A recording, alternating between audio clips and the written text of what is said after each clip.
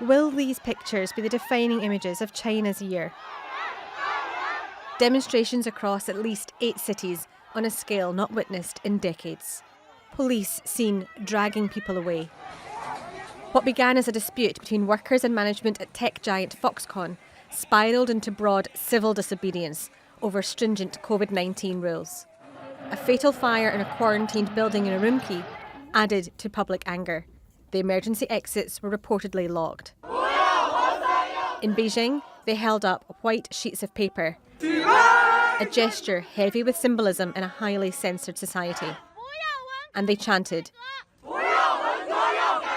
"No PCR tests, we want freedom." The so-called zero COVID rules include mass testing, travel restrictions, and sudden lockdowns of entire apartment blocks and communities. It's unnecessary. Just identify the close contacts and quarantine them. There is no need to quarantine the whole building or the whole neighborhood. Not everybody can make a living from home, and many people are under a lot of pressure. Mortgage, car, and many other expenses. I think for most people, the epidemic has become part of normal life now. So it may be better for us to open up a little. And that was something which China's leaders initially refused to countenance. China has been following the dynamic zero COVID policy and has been making adjustments based on the reality on the ground. We believe that with the leadership of the Communist Party and cooperation of the Chinese people, our fight against COVID-19 will be successful. But the Chinese people have withdrawn their cooperation en masse.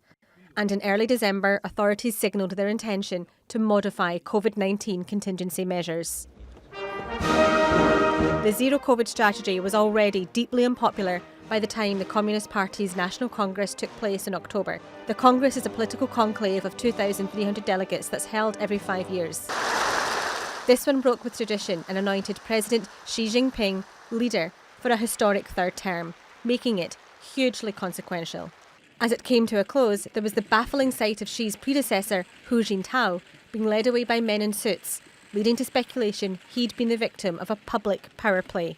What it showed actually is how little we know and how opaque the system is. The way Hu Jintao left the stage has been, is heavily symbolic of the demise of his faction and now the end of Xi Jinping's complete domination of the Chinese leadership. Xi's power within the Communist Party will likely insulate him from challenges over his zero COVID stance. In Wuhan, where the virus originated 3 years ago, there were protests similar to those in other cities. If these displays of mass dissent continue, they could pose the biggest threat to the party's authority since Tiananmen Square 33 years ago. 2022 is the year when, in China, a health crisis turned into a political one. Claire Herriot, TRT World.